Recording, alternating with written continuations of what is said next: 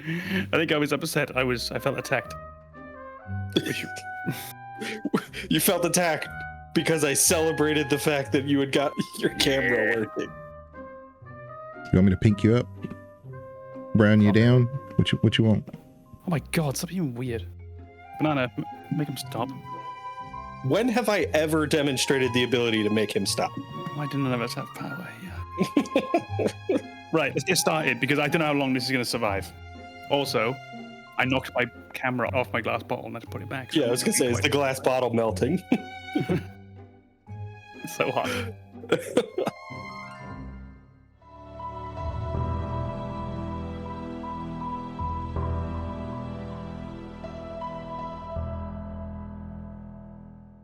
Before we begin, the Gamers Advocate would like to remind you that any episode could contain game spoilers, so watch or listen with discretion. And now your hosts, AMKomnenos, Banana and Legion. Enjoy the show. Well, welcome yet to another Gamers Advocate podcast. We are joined with AMKomnenos, BananaHammockRepublic, and myself, Legion. Oh boy, today we're going to be talking about a very important discussion, just like all of our topics are very important. Oh yeah, that's all we talk about is important stuff. But learning curves in games, and a lot of times when we talk about learning curves, you know, they can apply to your profession, they can apply to your hobbies. Gaming, I definitely think, is one of those that we take for granted on many occasions. And so when we are introduced to a game that has a tutorial, we can definitely sit there and say, wow, that tutorial was way too long, way too wordy. Other times we're like, there was a tutorial, I don't even remember it. You know, I remember for me, Cyberpunk, that's what I love saying when you finally get through that first prologue area. It's like, welcome to Cyberpunk, you finally finished the tutorial. It's not true, but it definitely has that feeling to it. And when it finally pops up after you've done the whole seems like an entire campaign, like almost chapter 1, but that's the prologue, which is really great. That really does set the scene because it does lock you in. It doesn't let you get outside of that area before you do that first story.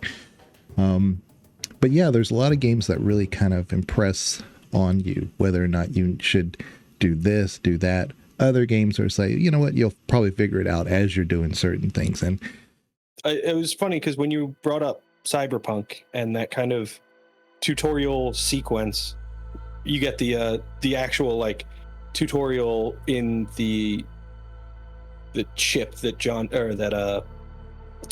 can't remember his name, doesn't survive. Jackie gives you that while you're sitting in the car, and you go through that like basic mechanics tutorial. And then you play through that prologue, and it feels like the prologue is like, okay, you know the mechanics, now here's how to apply them in the game.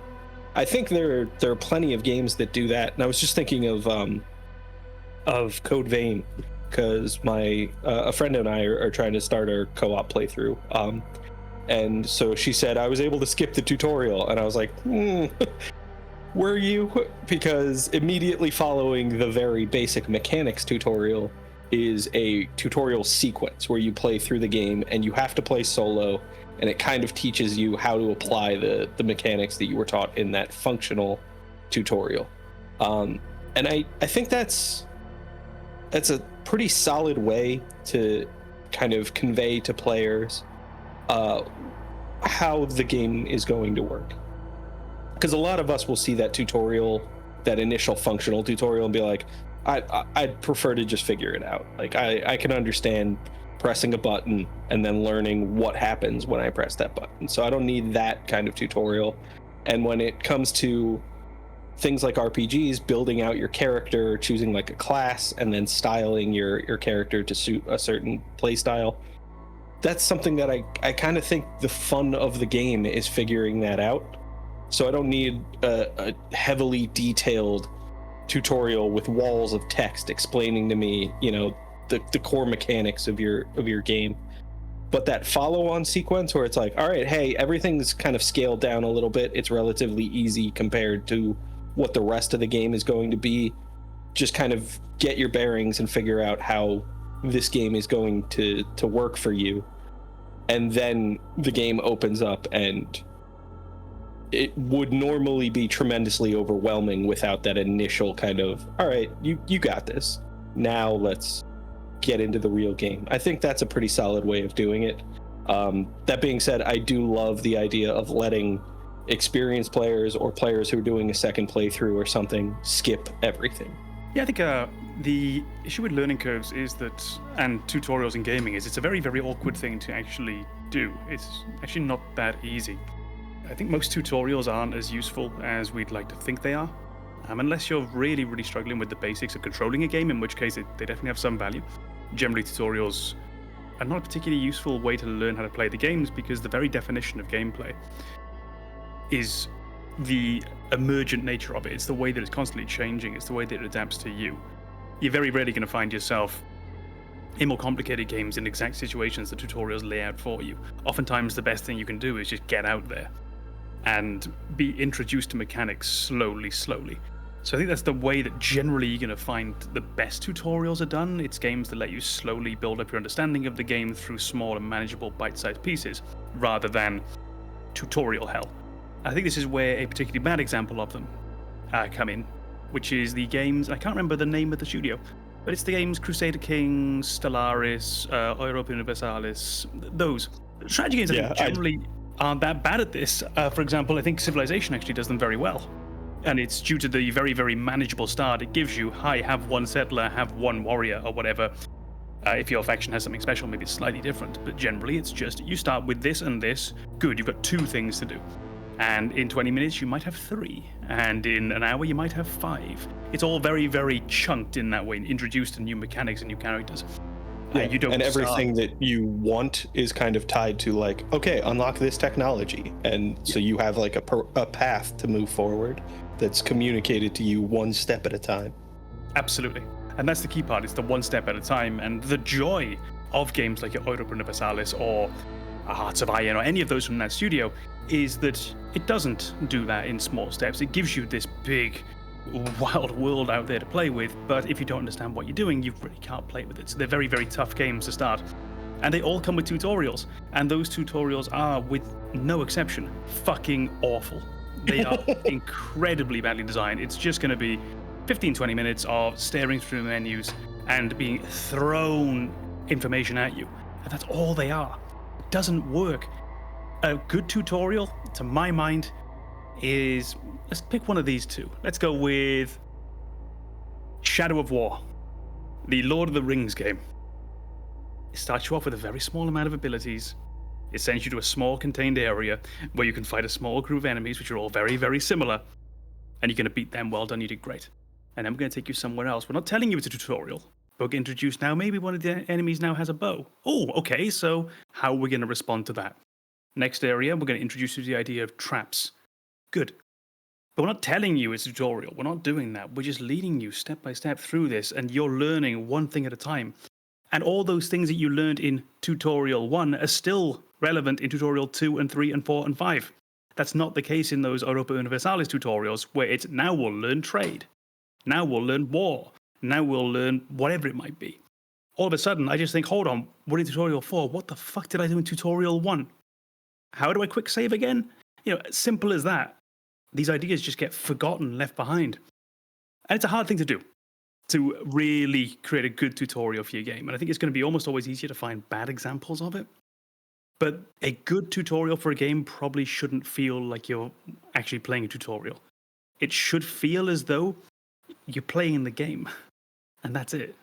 It wasn't until we started discussing this that I realized there's already kind of a term in video game development for exactly what we're talking about. And it's the idea of conveyance. It's communicating to your players what they should be doing.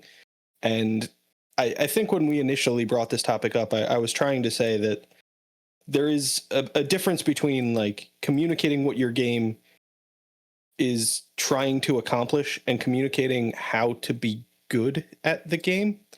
And those are really challenging to balance, but I think we've kind of established a pretty solid strategy for communicating what your game is about. And it's this idea of building the early stages of your game to showcase the core mechanics in a way that the player is going to use them, and then gradually building up the complexity by adding the next step onto whatever the previous mechanic was. Weirdly, a game I think does a really, really good job of it is Half-Life. So I'm playing that for the first time currently. Oh, again, I'm playing Black Mesa, which is essentially Half-Life. And I don't think at any point it really gives you any tutorial. And there's definitely an assumption that you've played games before. So that is a weakness of it. There is this assumption that you know how to control things with the mouse and the keys. But beyond that, for the very game-specific stuff, it just plays. You just go into an area and you're introduced to one kind of enemy. You're shown the results of that enemy on other people. Good, not on me. Great. You learn what they are. You learn how to fight them.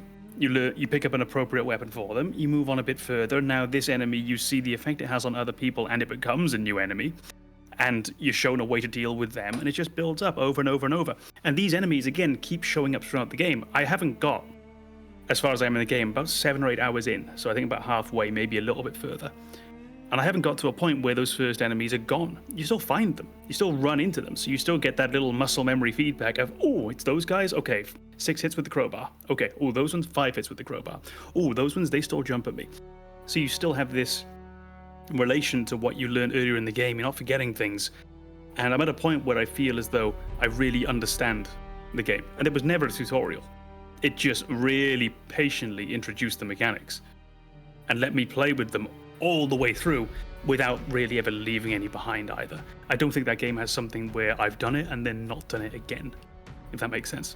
Yeah, some titles are kind of locked behind their genre and how they do that. So action shooter, action RPG have the advantage of being able to show you versus just telling you. It's like there's an enemy there, there's a wrench, use left click to attack, and then that's it. And so it seems like it's seamless, but there actually is a tutorial, obviously. But the one you had mentioned before, they tend to take some of those old RTS campaign ideas of tutorials. Like, okay, so you're in this campaign, you're fighting a wizard now, and then the next thing you know, there's an elf with a higher level elf that has a different ability, and you're introduced into that naturally. So they're telling the story, but they're also, it's the campaign.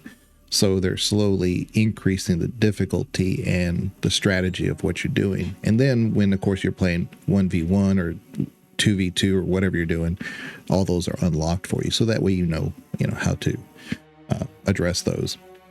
But then you have the pure story RPG, and I think those are the ones that do it really creatively. I had brought up Cyberpunk, but you take an example of like when you go to Vic, so you need an upgrade so that you can do your mission that you got this great opportunity to do. So you need an upgrade, and during that session they're talking about this, they're talking about that, they're talking about the story, and they integrate an increase, and now you're suddenly able to use that, and now you know what that does. They integrated the tutorial into the story pretty seamlessly. And so it doesn't seem like there's one there, but where you hadn't been using your optic options before, now you can. Have you noticed that I'm occasionally teleporting? Kind of cool. A little bit. I love it. I thought it was interesting that you brought up those the strategy games, because I think we talked about this not long ago. I went back and replayed the StarCraft campaigns, StarCraft 1 and Brood War, and those tutorials are so overt. They are so hand-holdy. The first few missions, that first Terran campaign, are like, these are Marines. They are your combat unit. You're going to build a barracks, and that's how you get more Marines, because your starting ones, they're gonna die. And I get it. I understand that, like, some people, and this is not meant to sound condescending at all, that some people will not have that experience with strategy games, and that will be tremendously beneficial for them to have that explicitly stated. But this is one of those things where, like, I think people who have played a lot of games over the course of their kind of gaming career will look at that and just go, God, does anybody really need this? Because we are so detached from what we were when we played our first game, that they might count that against the game as a whole. They might see that and just be like, oh, this is stupid. I don't want to sit through this tutorial. Just throw me in the deep end and let me sink or swim or whatever. And I disagree with that assessment, but I definitely get that feeling at times where I think some games can be too handholdy and a little too, they fail to respect the intelligence of their players a bit too much, and it leads to a kind of frustrating experience. Yeah, I think that's one of those things that we've talked about before, is the idea of people playing their first game, people playing their 100th game. And ultimately now we're going to be playing the same game. So let's say we decide 2 people to play StarCraft or to play Age of Empires or something like that, and maybe the other person's played Warcraft, and maybe they've played Red Alert, maybe they've played these games and one person hasn't. Well, we need to find a way to adapt to both of those people. And a forced tutorial, which takes place in this really slow, clumsy way, adapts to no one. Because if you know how to play the game, you just want the damn thing to be over. And if you don't, I always found that when you have those older games in particular, you'll have something like you said, all right, this is your soldier, now you gotta build a barracks, and we're gonna build that barracks because yada yada yada. I'm waiting for this whole goddamn text box to fucking read out. You're trying to drop sort of lore on me, and this idea of a campaign coming on, oh no, the enemies are over the hill, we need to build an archer. This kind of shit. You do that, if you've played these games, it's really fucking boring. Yeah. And if you haven't played these games, it's actually not that helpful because it's way too much crap being thrown at you as well. Yeah. When you just really all you need to know is more simply how the mechanic works. Kill it with fire. Yeah, this is a ranged unit. You want to use it to kill these things. And I feel as though we almost never, and I really mean almost never, find a tutorial that works for most people. They tend to be either a bit too advanced or way too easy for people. And I can't think of many games that really do a great job, but even the games I was coming up with as my examples of sort of good tutorials, the main ones I had were Shadow of War, which I thought was a very good one. I think XCOM does a very good job of introducing you to the game. I think Death Stranding does a very, very good job. None of them really are perfect. They all have their problems. XCOM, if you've never played that type of game, it's actually still going to be pretty hard. It doesn't communicate that well the very basic ideas.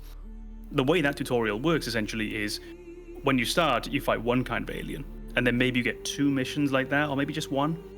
And now we're going to introduce a second alien, so you start adapting to these kind of aliens who have slightly different mechanics, the psychic damage. Then we'll give you 2 or 3 missions with just those, and then we'll introduce a few more, and we go on like this, and after a while we've played 40, 50 missions, and now you have the whole gamut of alien experience. But if you just don't understand basically how these games work, none of that's that useful. You need a much more fundamental introduction to the tactical ideas behind it. It works really, really well for gamers. So I don't really know what the answer would be for how to make a good tutorial because it's so specific. And everyone learns a bit differently. I think for me, honestly, the best tutorial I could have for some of these games is the way I learned as a kid, which was with a great big manual. That's how I would probably prefer to learn these. That's got to be a minority view, I think. I don't think most people are going to want to play a game like that. No, I still have my huge manuals just because they had lore in them. So I would read those, yeah. Well, some of them did a really good job of introducing, it was something you could read on the bus home, is that first introduction to the game, and sometimes they did a very good job of combining a bit of world-building flavor and maybe a few mechanics in there. And then, of course, you had the really big manuals for strategy games, which were literally hundreds of pages long, and they weren't really doing any lore at all, outside of maybe some flavor text here and there. They were literally just explaining to you what units do, what all these things are. And I don't think many people read all of those. You probably read the first that's exactly what I was pages. And nobody read them. I read them. In fact, I got nobody read them. I got the ancillary books on top of it. So things like Morrowind, when Bethesda released the Morrowind Prophecies, they had their own little big thick volume, which I still have over here on the shelf.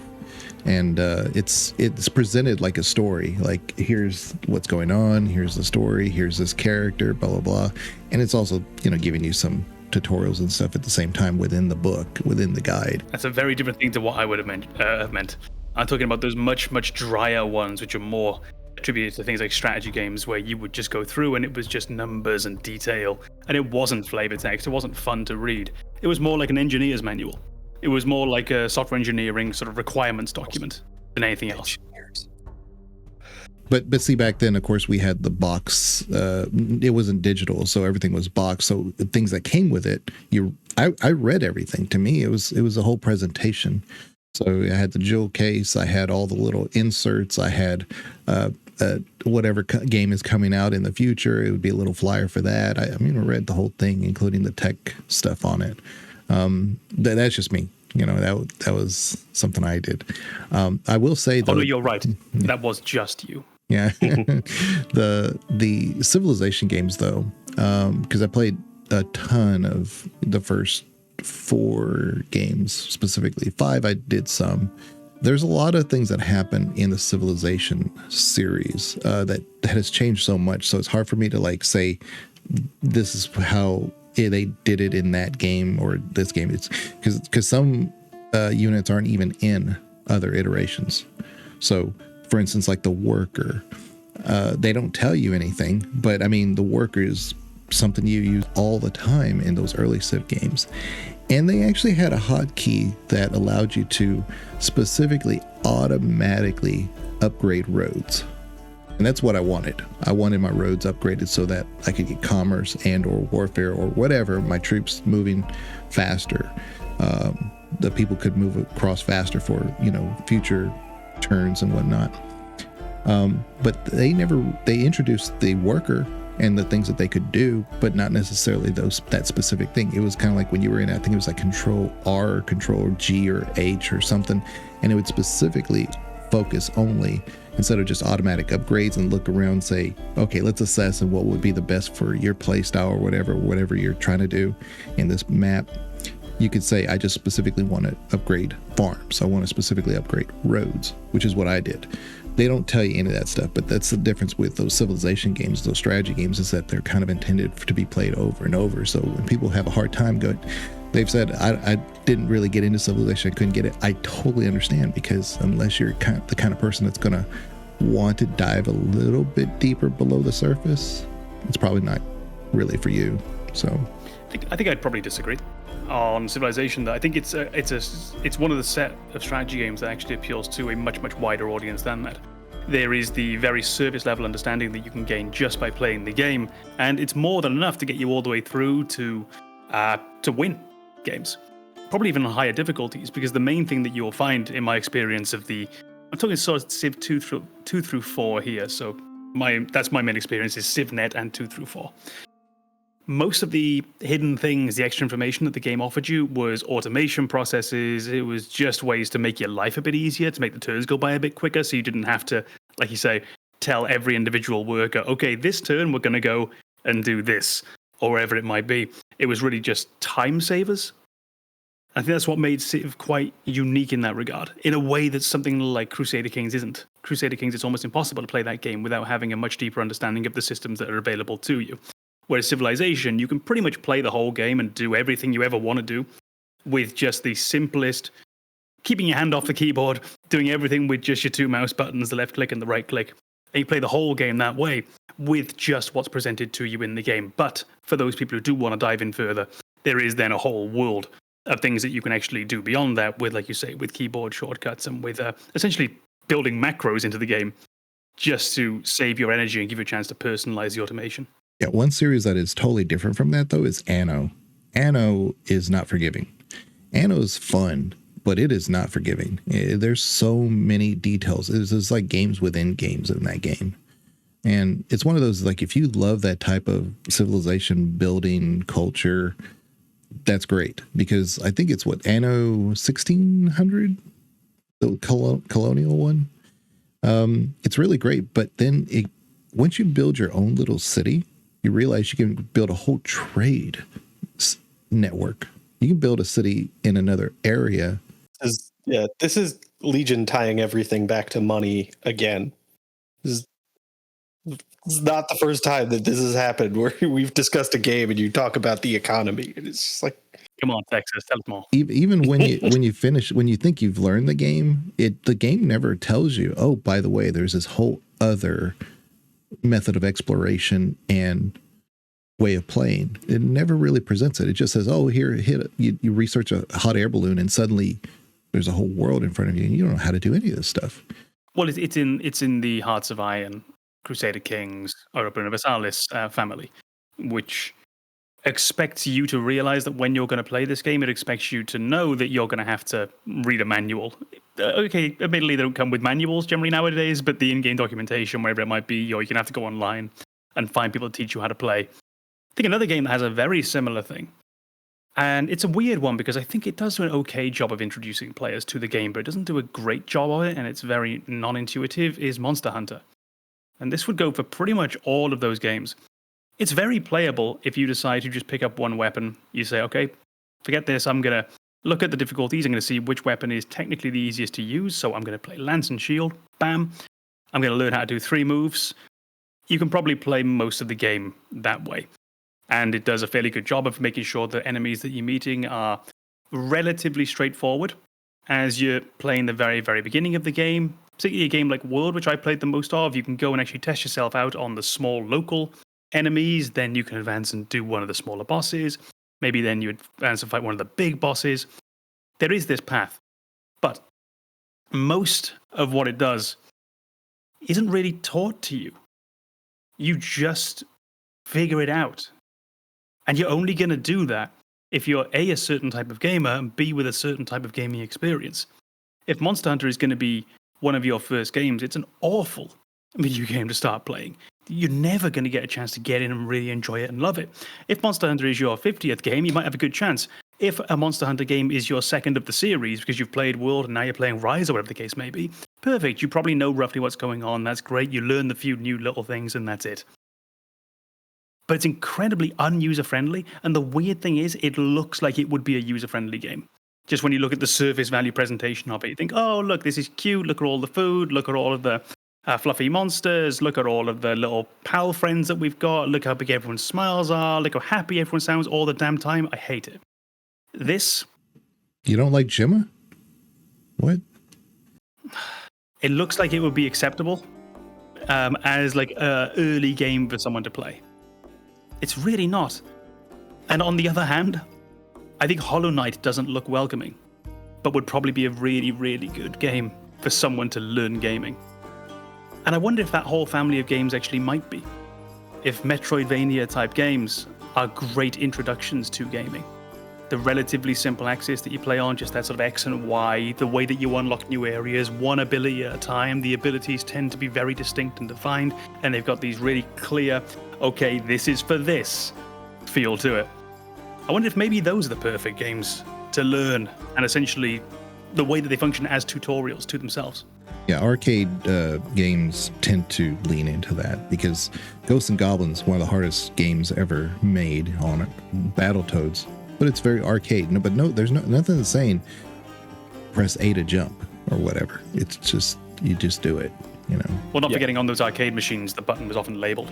And this is going to be a painfully obvious statement to almost everyone listening, but like obviously the complexity of your game needs to be established in the tutorial and makes for a more complicated path to an effective tutorial.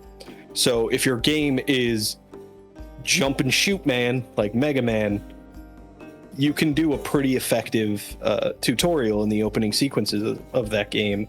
And then every time, the way Mega Man is structured, every time you get a new ability, there's this very like discrete jump in what you're capable of. So you have your base game, you master those mechanics, you get a new weapon. Now, how does this work? And then you have the entire period after fighting that boss before fighting the next one to learn how that weapon works. So it's very simple in how you would effectively communicate to a player how to play those games.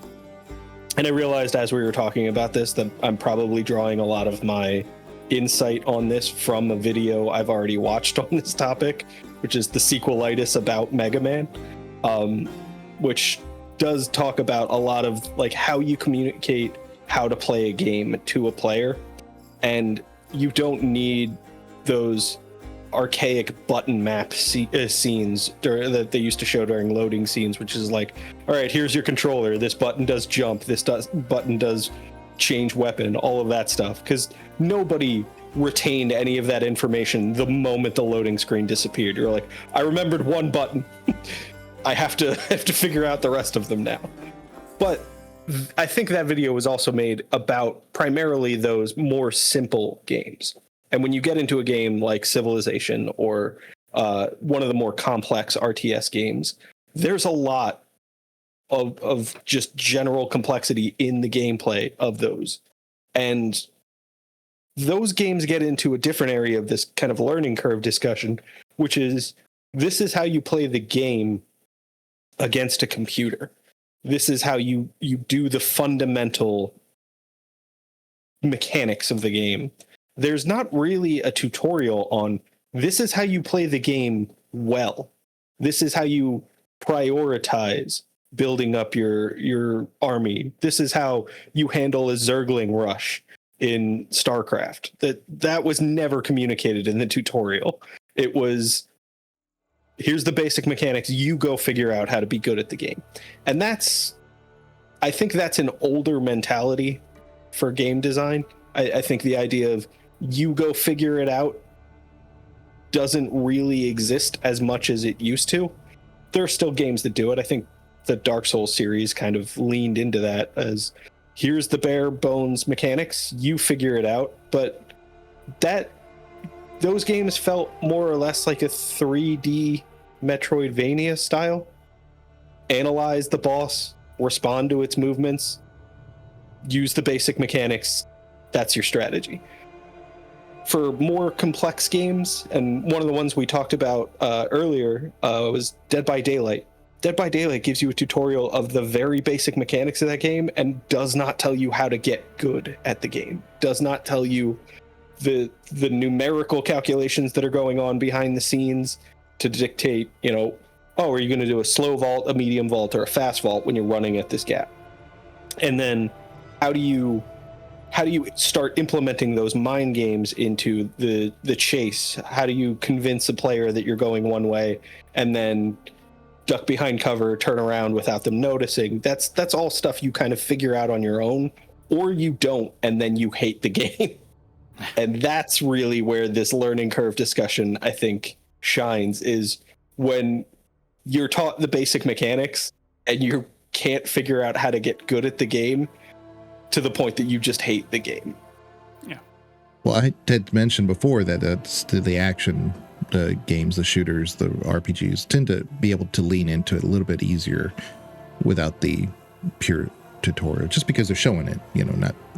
Yeah. Also, single player games just in general should be better at this than multiplayer games. Well, yeah, there's only so much we can prepare you for when it comes to a multiplayer game. Because not least, we don't know the way the player's going to play when we make the game. I'd imagine there's many game designers who created a game with this idea that it was going to be for online play, and then the way that people played it was just completely what they weren't expecting. A game I play quite a lot online is UFC 5, and honestly, there's a kind of a low-level meta to the game where there's a tactic that you can use which will work on most people who don't know the game that well, which is just walk right up to the face, lead hook, rear hook, lead hook, rear hook. And there's not really a response to it. And if someone does that to you and you don't know how to deal with it, it is the perfect tactic, because they will just hit you with that over and over and over and over and over and over. It doesn't drain stamina too much, drains your health like a motherfucker. But there is a response to it. Duck back, check uppercut, that's it.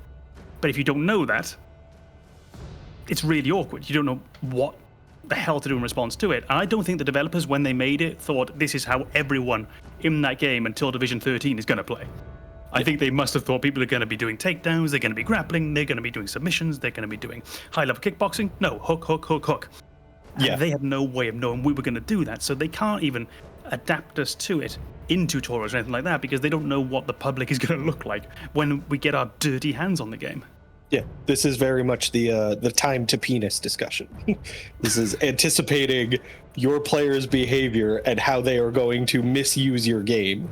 And that meta is almost the perfect representation of how players will deny the full complexity of your game and just pick on one simple sequence or mechanic and abuse the hell out of it until, like, you're not playing a game anymore. I have played people in that game who you'll kind of they'll do the first one. You're trying to read it. It's like, okay, they've done the 4-hook thing. I know what they're doing. You let them get the 1 in, keep the guard up. Then the second time they go for it, you just duck, bam, uppercut. And it doesn't do a huge damage. It's just going to give them a light stagger, and it's going to stop them wanting to do that again. The amount of people who've quit as soon as you do that because they don't know another method. Exactly it. Like, people go to the meta when the meta doesn't work. They're like, I hate this game. I don't know why. And I guarantee you the person's face wasn't happy when they were doing it. You know? And there's a reason, like, I've got private messages blocked on my PlayStation account because I don't know what they're currently rage typing. But this change between sort of single player and multiplayer gaming and how we can possibly prepare our players for the world that's out there. I think for multiplayer, to a degree, you just have to accept there's not a huge amount that you can do short of retroactively adapting a game as it's been out for weeks and weeks. Maybe put in the loading screen, someone hitting you with the hook spam, lean back and uppercut them. You know, but that's so... Yeah, and that also gets into balancing, which is another really, really tricky aspect of multiplayer gaming. But it is funny with those ideas of the meta, because I definitely remember playing the original Destiny, and I hated the meta. Because the meta basically ruled all of PvP. It was people running around with the same set of weapons and then just abusing them. And the whole point of Destiny is you get so many different guns and you can build your character so many different ways. And it just felt like the PvP missed the point entirely. And I was so stubborn that I would like refuse to play with the meta. And I remember using a terrible weapon. Nice. For people who played Destiny, you may remember No Land Beyond, which was a bolt-action sniper rifle that you could equip in your primary slot. So it was a sniper rifle that you got ammo for every time you respawned in PvP. But it had iron sights, which is, in a game about future shooters, doesn't make any sense. It was a really bad weapon. If you missed, you went through the bolt-action reload, and you were super vulnerable that entire time. But I remember playing with that just as like a fuck you to the meta. And I got okay with it to the point that I got a few of those hateful messages like you're definitely cheating. And it's like, you are such a slave to the meta in this game that you can't accept the fact that there are other ways to play. And that's the issue with the meta. And let me build on that, because I was recently having a conversation with a few friends and we were talking about maybe finding a little multiplayer game that we could all play together. We've tried some Dead by Daylight. We tried some Repo. By the way, it's awful. Repo, it's terrible. This generation is sort of like... not an opinion of the entire podcast, just to be clear. This little grouping and generation of low-quality multiplayer trash games that we play for 2 weeks. In all fairness, we played Repo for a bit longer. I'll give it that. But this Lethal Company, this... I've forgotten the name of the camera one. Fucking the headliners, Lockdown Protocol, Repo, they all feel the same. Don't play the same. They feel the same. It's vile. Anyway, content warning. That was maybe, yeah. To be clear, I quite like Repo. Actually, quite like it. But I definitely want to say, like, I agree. I think this is a lot of those. I think low quality was kind of a fair way of putting it, because the game itself is not what makes it fun. It's the group you're playing with. Yeah. And we've gotten a ton of games like that where it's like, hey, here's the bare bones framework of a game. You make it fun. And then it becomes insanely popular for a few weeks because very fun people play it and people watch and they're like, oh, I want to have that kind of fun too. And then they play it for a few weeks and they're like, this is boring. Yeah. Let's move on. And then we get a new one. Exactly. So yeah, I think that's fair, but I also don't. But it's a bad experience. It is the time you spend with your friends, you know, which is great, and there's value in them definitely. But it's just the way that it feels like there's a glut of them, and it always tends to be this 2-3 weeks maximum lifespan on them. So we were looking for a new one to play together, and we decided on Helldivers, which is a game I've been playing before as well. Banana plays. And I thought, yeah, that'd be fun. We'll try something sort of a bit higher quality, so to speak. It's something that probably has a bit more staying time, because it's always in development. It's being worked on by a studio who seems to care about it. It's constantly being updated and changing. And one of our friends, and it was not in a bad way, but they were saying the problem is with Helldivers that they keep balancing it and nerfing all the powerful builds. And I was thinking, yes, they do.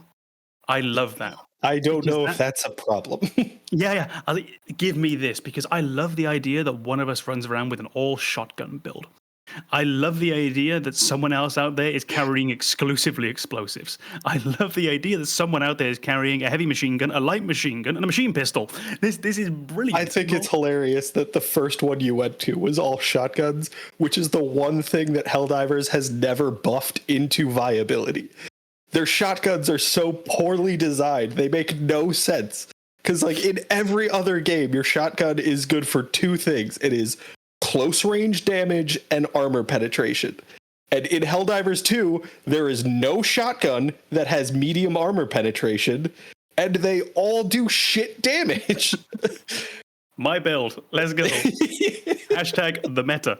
Yeah. But this idea with Helldivers, and I think it's what makes it such a fun game in that regard, is it doesn't really have a meta build. There might be one, I don't know. There was the railgun meta for a while, but yeah, the fact that the developers keep coming back to it to say, try something else is wonderful. I wholly endorse that. I love the fact that they're like, yeah, we put a bunch of shit in this game. Stop playing with just one gun. And that's it. We've given you all these tools.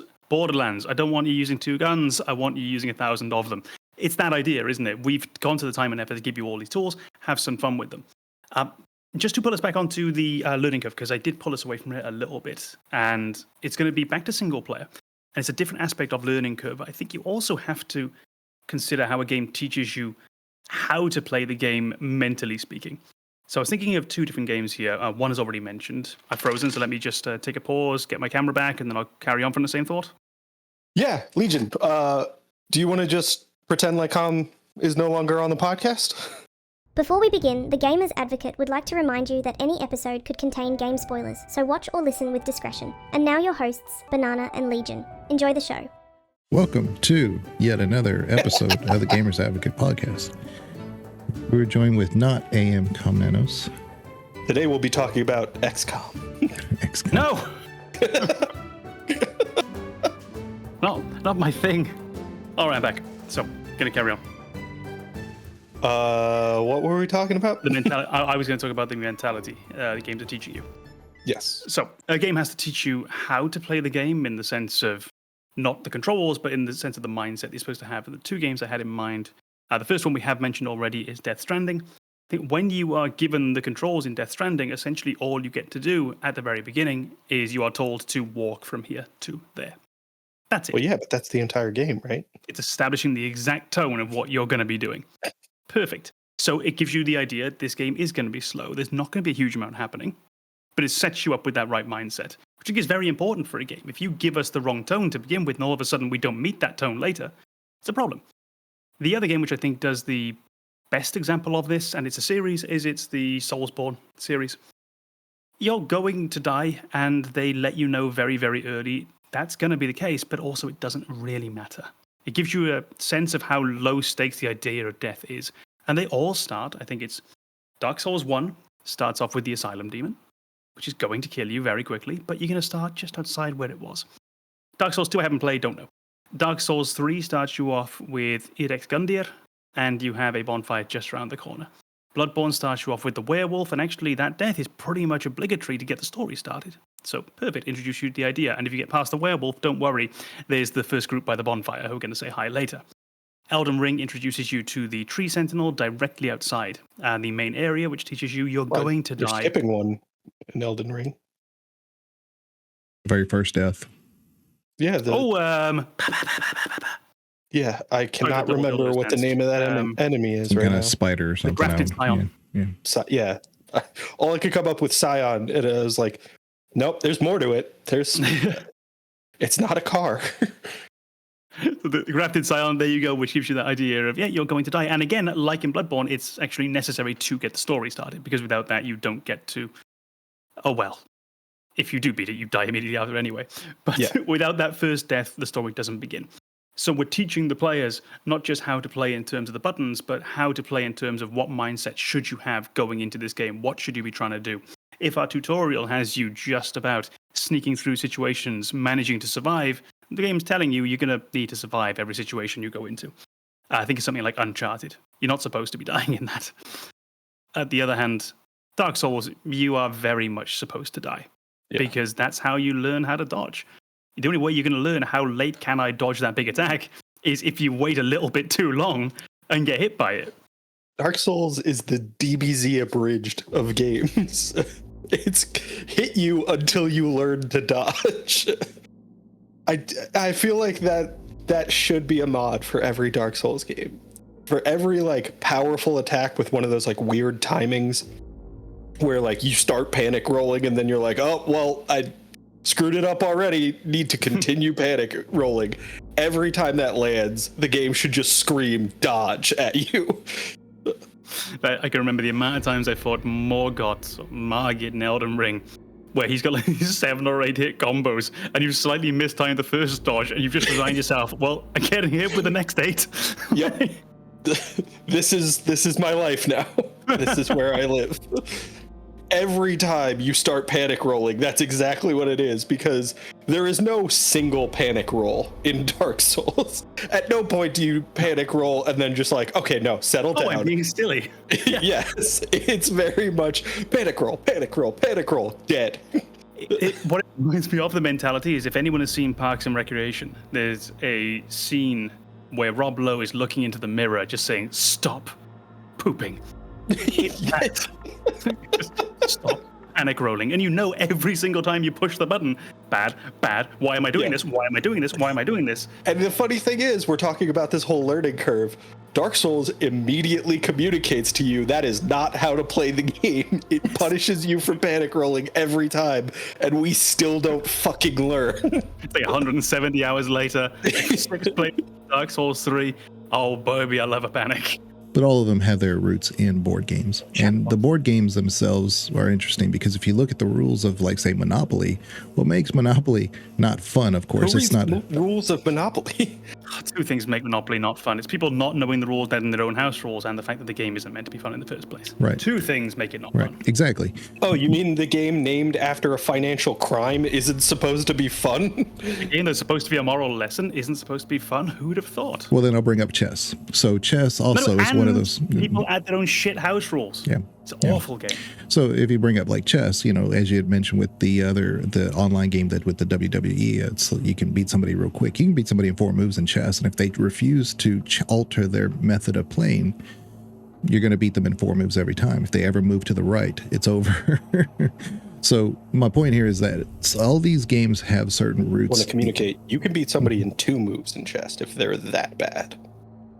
I don't know what to move. You're gonna have to show me. It relies heavily on your opponent playing very badly, but yeah, it's possible. I am really good at derailing this episode, so my bad. I should just hold it off. I definitely actually come earlier, and then it was just like, hey, you were making a great point, but you said one little thing that I didn't fully agree with, so let's stop the episode. Is it move pawn forward? They move corresponding pawn forward. Or the way around, sorry. You take pawn, but the pawn you initially move was the pawn in front of your king. Right, the pawn in front of your king, you move your queen now in front of the directly in front, but you would have to put your king there, but the king is not in checkmate. No, but the queen would block it, so it wouldn't work. It's not. Yeah. So the 2-move mate requires, so like if you're playing white, black, their first move would be pawn to G5. Yeah. And their next move would be pawn to F4. And then you move your bishop to H5, and it's over. Oh, right. Yes. But that's the 3rd move. Really, only 2 of white's moves matter, because the only move you're actually doing is waiting for black to make the second shitty move. Right. Alternatively, you can do it if white does those same 2 moves, and then black can win on the second turn. I really hope now that Legion has another board game in mind. Yeah. So in checkers. So in Mousetrap, what you do is... You can win in 2 moves in Mousetrap. In Shoots and Ladders, what you do is... No. In Candyland. Shoots and Ladders. We call it Snakes and Ladders. Yeah. Shoots and Ladders.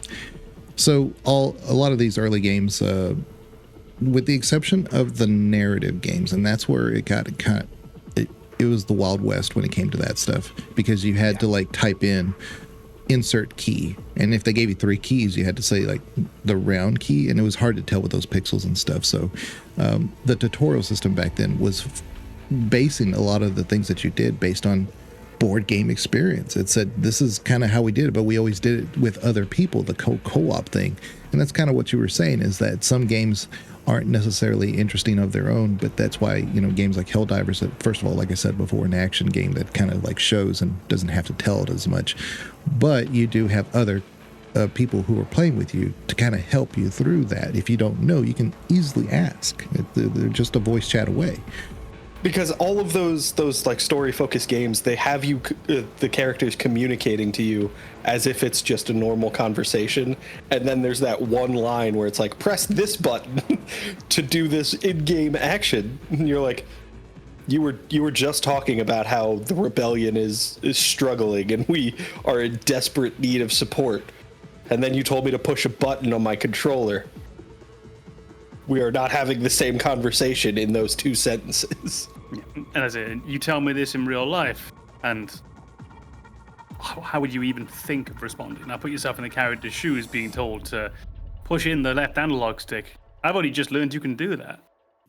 And I think like games like Clue were great were instrumental in those games that we're talking about, the ones that are able to kind of integrate a tutorial with your story. Clue was amazing for that. I think it's funny because I haven't played Clue in a very long time, and I'm pretty confident I don't remember how to actually play it correctly. I don't think I've ever played a game of it. We have a different name for that too. Shoots and Ladders is Snakes and Ladders with us, and Clue is Cluedo. Cluedo. Yeah. But I guess with all that being said, like I said, sometimes there was a they had to kind of learn how to like, what's a tutorial? How do we like? Why would we integrate a tutorial into chess? But even some of the early chess games on the computer, they would try to teach you how to play chess, and that was the point of it, how to do typing and stuff, whatnot. Maybe teaches typing, but they had like the typing of the undead and stuff, They had their little games within the thing, but they kind of typing of the dead. Yeah, right. But this is more actual. Chess is the perfect example of a game where you can understand the mechanics without knowing how to play the game. Understanding the mechanics and how to play the game is a very different thing. In the same way that I know how to play Halo right now because I know what the right trigger does. I know what the right bumper does by standard on a game. But in terms of actually learning how to play the game, really, you're going to have to play the game. You're going to have to teach me about that, teach me what the enemies are, teach me what they're vulnerable to, things like that. And chess is just a primary example. If you know that the bishops move diagonally, if you know that the rook or castle moves straight, if you know that the queen moves pretty much wherever they want, you know how to play.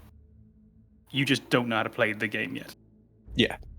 Yeah, and that's a big part of a lot of these games, and there's a separate category, I would say, for games where a single player experience and a multiplayer experience are vastly different, and chess isn't quite that. Chess is always player versus player, or if you're playing against a bot, you're kind of like, it's always the same game. But if you go through a game like Pokemon, you play that single player, the game teaches you the mechanics and it kind of guides you through the story, and you play through and you find like your Pokemon that you want, you put them in your team and build them up. The experience you get from a single player playthrough of Pokemon is nothing like the multiplayer experience. The multiplayer is that same meta slave experience that you saw in other games, and it's so much more detail oriented. There are people who dig into the mathematics being done behind the scenes to figure out the exact stats you need to have to one shot the most popular counterplay, and it just becomes this almost completely different game at that point. And that's a really tough one to try and build a tutorial for, because like the whole point of the Pokemon games is that story, and then this PvP kind of split off and again almost became its own thing. It's almost a separate game at that point.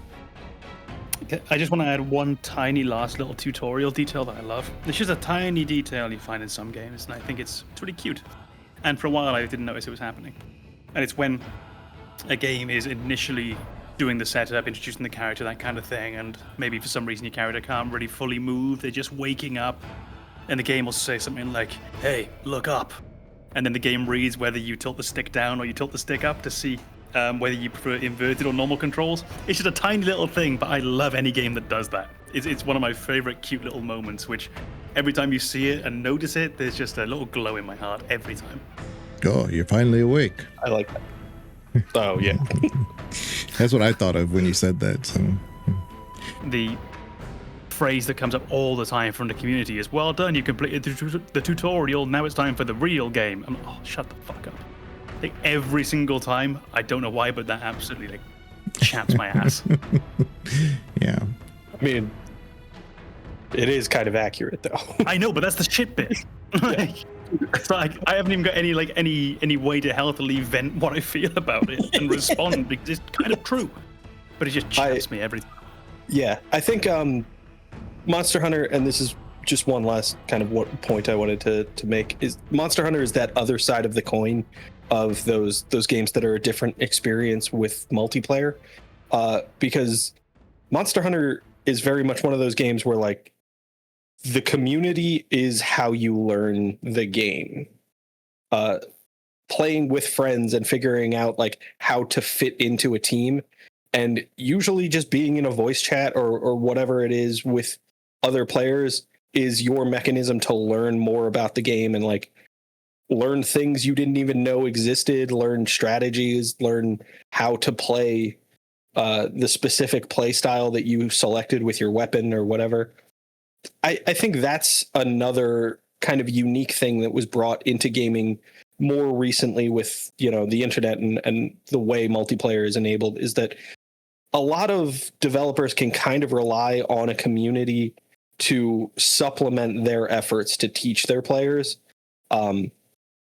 You're also going to get those terrible people who just want to maintain certain people stuck at the very beginning if there's a PvP element to it. But cooperative games are great for educating your players on how to play the game by having more experienced players step in and say, oh yeah, here's what you're probably looking to do.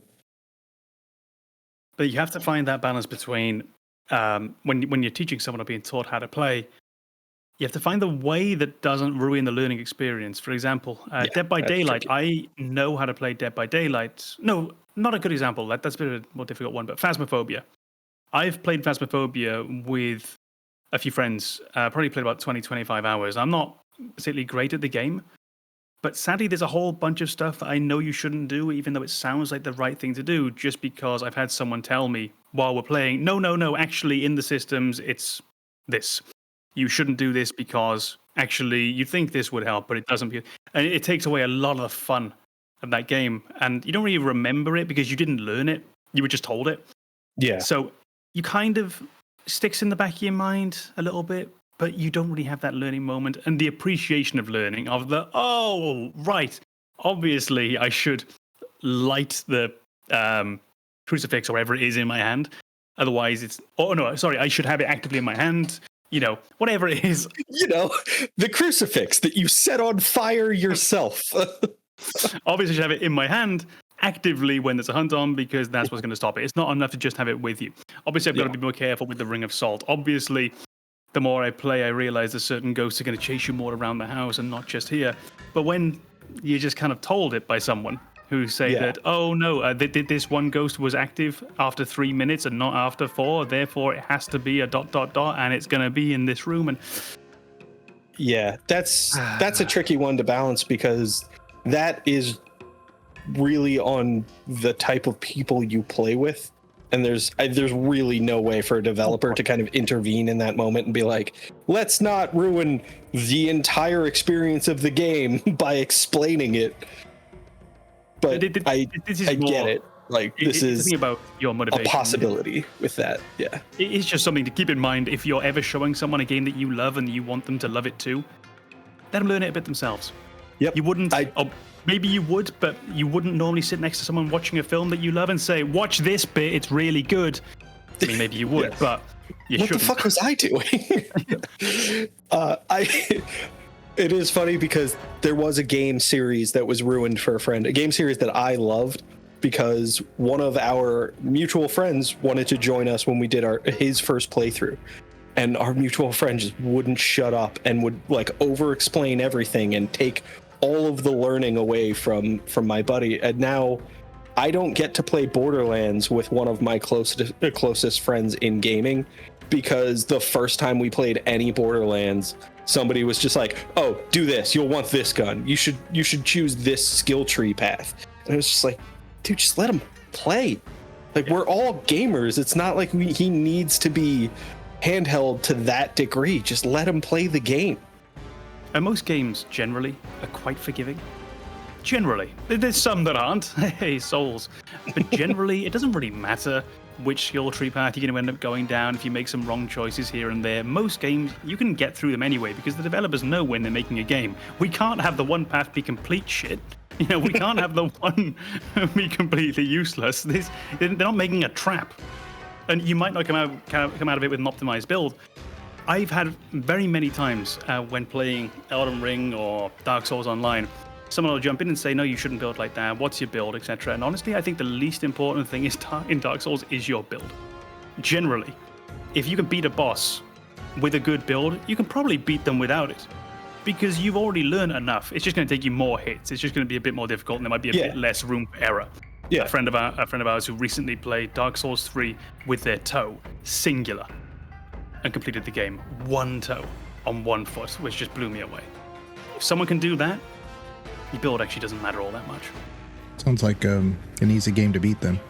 So there's also when you talk about Phasmophobia, that's kind of a hard one for me to comment on because it's riddled with developer issues.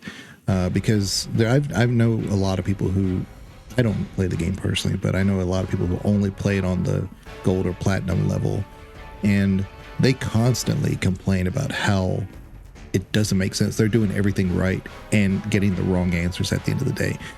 I think you've raised an interesting point with those types of games where there's a community element and then a difficulty setting. Because this wasn't the point you were trying to make, but this is definitely what triggered in my mind when you brought that up. Is say like a game like Helldivers, nobody's bringing in a brand new player and setting the difficulty above like 6.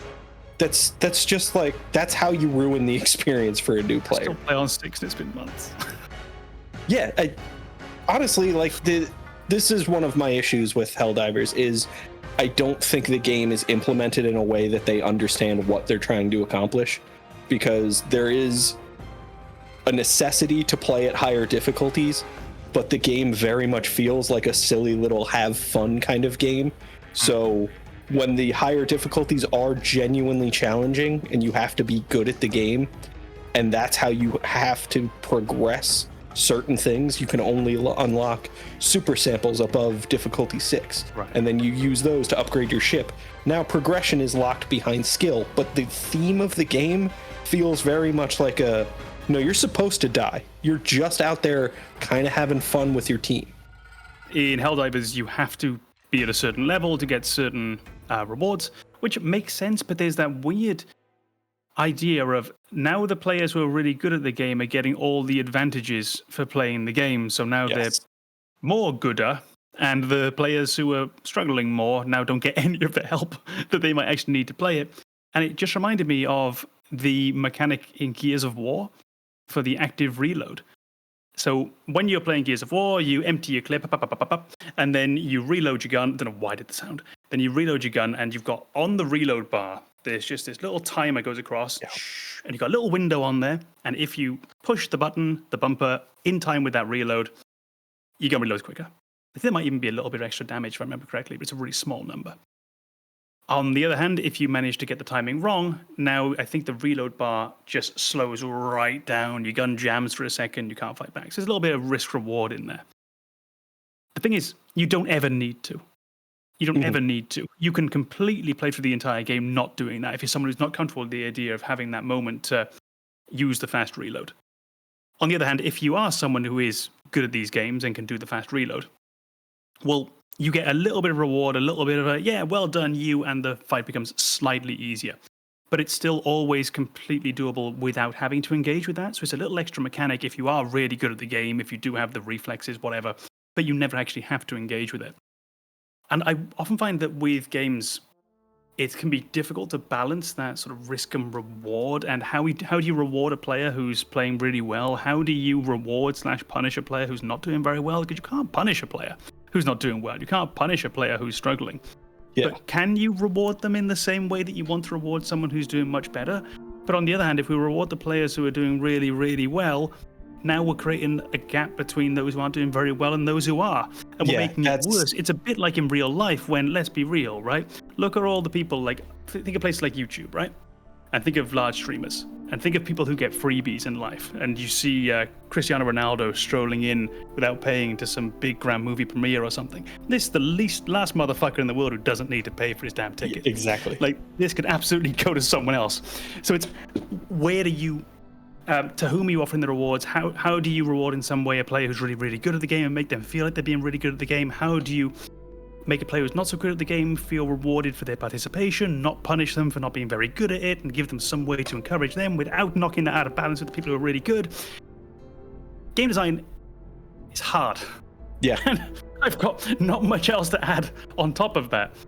You did touch on what is one of my biggest pet peeves in multiplayer gaming, and is the idea of rewarding players who have done well and basically widening the gap between them and the players who didn't have the ability to do well. So if you give your players a reward for being good in a specific instance, and it's, say in Destiny 2, it's a gun that you can only get in this brief time window, and you give it to the players who achieved whatever it was in that time window, and then it's never available again. I don't think this actually happened in Destiny, but just as an example. And that gun is really, really good. So now moving forward, you have another similar challenge like that. You have this time window where players need to accomplish something, and the players from the original who got that really good gun now have an advantage to complete this new challenge where they'll get another reward. That is terrible game design. Your rewards should never punish players who joined the game more recently or can't invest the amount of time to just develop to the level of your top tier players. And it's just one of the things that frustrates the hell out of me. And it's huge in gacha gaming because it is very much like if you spend money on this game, you get rewarded. And if you spend money on this game early, then you'll get rewarded moving down the road because you'll have better options available to you for those time sensitive challenges. It's just the one thing, one of the few points on game design that I'm gonna make a like sincere stance on. Don't build your games in a way that widens the gap between good players and players who can't get good, they don't have the time to invest in the game, players who don't want to spend money on the game, players who are treating this casually. Don't deny them options that you give to your players who have managed to achieve something that then makes it harder for them to continue playing the game. I wanted to just add on, by the way, because I've just realized I forgot something with the Gears of War mechanic, and it was just coming up when I was reading it now. I knew there was something else in it, and I was just trying to find that last detail. So there was a second hidden mechanic that the game never actually addressed, and it was designed in with those players in mind who probably weren't quite so good. They weren't going to do the active reload.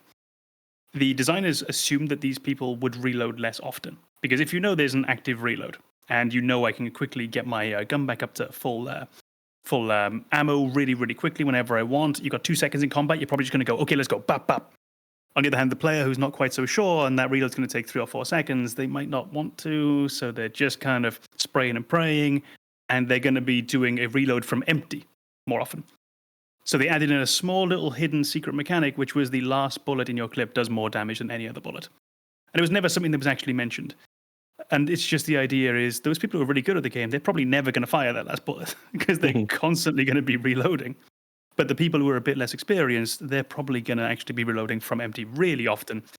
And how often in a game is that last bullet?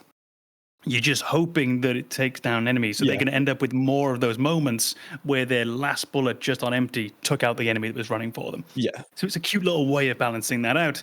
And they never draw attention to it. They just let the player think that they're having that moment in the same way that Uncharted always lets you dodge the first bullet. Just well done on the developers of Gears of War, because I feel like that is such a gentle way to shrink that gap again. Yeah. Especially in a game where there's not PvP and that gap doesn't matter. Yeah.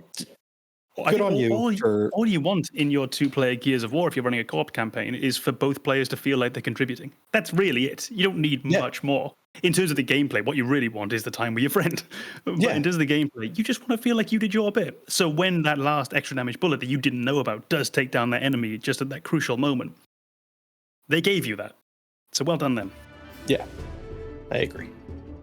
If there are any gameplay mechanics and tutorials that you thought maybe we should have covered, go ahead and put it in the comments. Like the video. We're still looking for subs. Growing every day, that's for sure. Comments definitely help the algorithm, so we would appreciate those. But we will see you next time. Thank you, AMKomnenos, BananaHammockRepublic, and myself, Legion. Till next time. Goodbye.